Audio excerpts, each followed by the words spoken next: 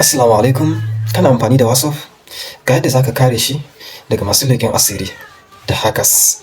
Amma kafin haka, kada a manta da liking, da sharing, da comment, da ma follow in baka taɓa yi ba.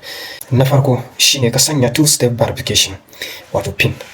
Mu shiga cikin WhatsApp. Idan ka shiga cikin WhatsApp, sai ka shiga cikin settings. Idan ka shiga cikin settings, akwai inda aka rubuta account. So mu shiga cikin account. Bayan ka shiga cikin account ka yi kasa kaɗan, za ka ga inda aka rubuta da two-step verification. Sai mu shiga, sai mu enable nashi. Za su buƙaci ka sanya, in baka taɓa sanyawa ba, ka sanya PIN kenan. Wato sai ka sanya PIN nambobi da ba za ka manta da shi ba guda 6. So wannan PIN ɗin zai taimaka wajen, amma ka sanya PIN ɗin da ba za ka manta ba. Wannan two-step verification yana hana a shiga cikin WhatsApp ɗinka ko da an sace SIM ɗinka. Kada a manta a sanya two-step verification. Shine duba link device. Shi ma a cikin WhatsApp ɗin ne.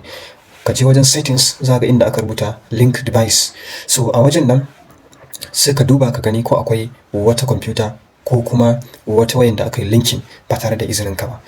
Idan ka ga wani sufficient, wani abu da ba kai linkin ba, so ka samu sai ka cire shi, ka removing nashi, saboda duk abin da kake a WhatsApp ana iya gani.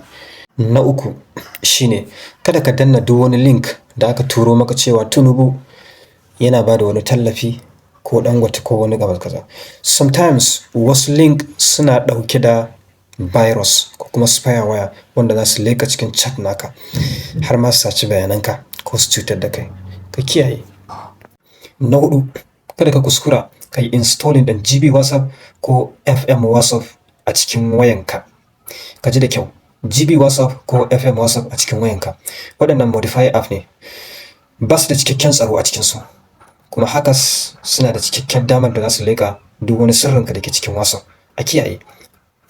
Na biyar, ka ringa sabunta WhatsApp ɗinka akai-akai. Update yana zuwa da sabuwar kariya da kuma maganin matsaloli. Ka ringa yawan sabunta shi. Ka je ka update. Ka shiga cikin Play Store, ka duba ko akwai wani sabon update, sai ka update din shi a koda yaushe. Daga ƙarshe shine ka kare bayananka. Ka saka PIN.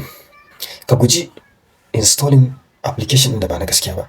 Kada manta da liking, a sharing, ko da wata rana. Mu haɗa bidiyo na gaba. Assalamu alaikum.